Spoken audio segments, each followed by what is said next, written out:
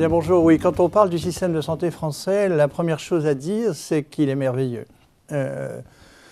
Et on s'en aperçoit quand on se promène à l'étranger. Quand vous allez en Irlande, par exemple, il n'y a pas de SAMU, il n'y a pas de SMUR. Vous allez comment à l'hôpital comme vous pouvez, parce qu'il n'y a pas non plus de transport en commun. Quand vous allez dans d'autres pays comme la Grèce, qui est un pays, et c'est son problème, c'est pas tellement financier, et comme il est totalement corrompu, pour avoir une infirmière la nuit, il faut la payer. Pour avoir un médecin, il faut s'arranger avec le médecin de la sécurité sociale. Pour avoir un médicament, etc. Donc, on a un système merveilleux. Je crois qu'on a la meilleure chirurgie du monde. Les Français n'en ont pas vraiment conscience. Les Américains opèrent comme ils font la guerre, c'est-à-dire ils coupent d'abord et réfléchissent après. Aux États-Unis, 50% des femmes de plus de 50 ans n'ont plus d'utérus. En France, ce chiffre, c'est 6%. Quant aux Anglais, ils sont assez anglais, c'est-à-dire assez parcimonieux, brutaux et efficaces, parce qu'ils sont par ailleurs très très bons. Donc on a un système merveilleux dont la particularité est qu'il est très cher. Ceci a été dit tout à l'heure. Mais je voudrais revenir sur la fatalité de la croissance. Moi, il y a exactement 40 ans que je m'occupe de ça. Et donc, il y a 40 ans, nous dépensions 5,7% de notre richesse nationale. Et aujourd'hui, ça a été dit tout à l'heure, presque 12%. Le pays qui dépensait le plus à l'époque, c'était la Suède, 6,3%. Aujourd'hui, la Suède est à 10%. Donc, vous voyez, il y a un différentiel de croissance qui est à peu près de l'ordre de 2% du PIB, c'est-à-dire de l'ordre de 40 milliards d'euros. Donc, vous voyez, c'est beaucoup, beaucoup d'argent. On retrouve ce chiffre, d'ailleurs, quand on compare la France à la moyenne des pays de l'OCDE, puisque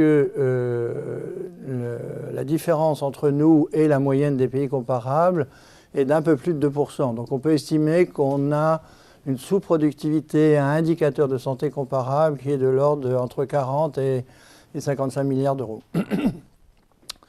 Alors, pourquoi sommes-nous chers? Nous sommes chers parce que nous choisissons toujours le plus cher. Alors, en France, nous avons 3500 hôpitaux, il y en a 2080 en Allemagne, 640 au Royaume-Uni. Ce qui explique d'ailleurs un paradoxe, c'est que dans les hôpitaux français, il n'y a pas énormément de monde, mais comme il y a beaucoup d'hôpitaux, il y a beaucoup de monde dans l'ensemble du secteur hospitalier. Et donc en France, on a autant de gens qui travaillent dans les hôpitaux qu'en Allemagne. Alors vous savez, en Allemagne, il y a 25% d'habitants de plus. Donc on hospitalise également beaucoup. On hospitalise 70% de plus que la moyenne des pays comparables. Donc 270 admissions par an, la moyenne est autour de 160 pour 1000 habitants. On prescrit beaucoup. Donc vous savez qu'on a le record mondial de prescription en volume. Ce n'est pas tout à fait le cas en valeur. Mais nous prescrivons 270 € de plus que les Norvégiens. J'ai volontiers pas choisi les Britanniques.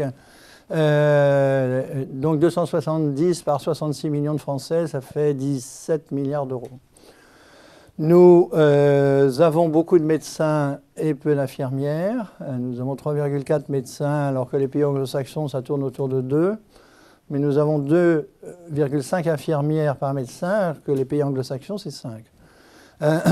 Donc, pour être économiste 30 secondes, on a une fonction de production chère.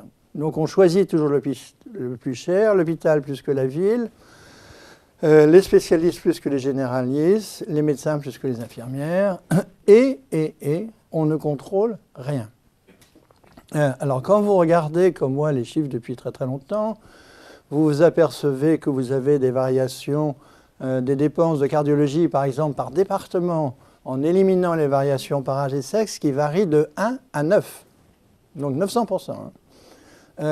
Et rien n'explique rien, ni les maladies cardiaques, ni l'économie. Je pourrais en parler très en détail. Alors, quel est notre problème? Notre problème est que nous avons cru ou fait croire que santé et médecine étaient des synonymes. Et les Français sont absolument persuadés que quand on augmente les dépenses dites de santé, qui sont en fait des dépenses médicales, leur santé s'améliore, ce qui est bien entendu totalement faux. Donc pour commencer à réformer ce système, il faut parler. Et la France n'a pas parlé avec ses médecins depuis à peu près 80 ans, puisque les accords entre les médecins et l'État datent des années 1920. Et le système conventionnel qui est à l'origine de tout ça est un système vermoulu, obsolète, qui ne correspond plus à la vraie crise du système de santé aujourd'hui, qui est la crise de la médecine libérale. L'année dernière, en Seine-Saint-Denis, qui est à la taille de certaines régions françaises, il n'y a eu aucun médecin qui ne s'est installé. Aucun, zéro. Donc, les défauts que l'on voit, que je disais tout à l'heure en quelques mots, ne vont que s'aggraver. C'est-à-dire que l'hôpital devient le généraliste des pauvres. Si on n'y prend pas garde, et si on n'y prend pas garde très rapidement. Alors, si à un moment de raison, on pouvait traiter ce problème, quelles sont les mesures? Alors, la première qui a été vaguement évoquée tout à l'heure, c'est celui du déremboursement. Alors, c'est une très mauvaise idée, parce que l'on sait que même si on a un taux de couverture élevé en France, il est moins élevé que dans beaucoup de pays comparables. Puisque au Royaume-Uni, il est de 85%, le taux de remboursement. Et que c'est exactement l'inverse de ce que les économistes disent qui se produit, c'est-à-dire que plus les gens payent, plus c'est cher. Alors pour des raisons que j'expliquerai au cours du débat, et qui tiennent au fait que quand on va voir un médecin, on achète de la confiance. Donc ce qu'il faut faire, c'est assez simple, c'est qu'il faut transformer très rapidement et réduire le nombre d'établissements hospitaliers. Simplement, la loi qui vient d'être votée ne permet pas de le faire parce que c'est un système très étatique. Il faut contrôler les prescriptions. Et curieusement, comme vous le savez, on a un double système. Donc l'État s'intéresse à l'hôpital qu'il contrôle, hôpital et clinique, totalement. Aujourd'hui, on a eu une réforme soviétique sur un gouvernement de droite, c'est intéressant. Et que par ailleurs, on a gardé les caisses d'assurance maladie qui s'occupent de la médecine libérale. Alors il est clair que ce qu'il faut faire, c'est ne faire maintenant qu'à l'échelon régional qu'une seule entité, de façon à ce qu'on puisse transférer des dépenses hospitalières aux dépenses de ville.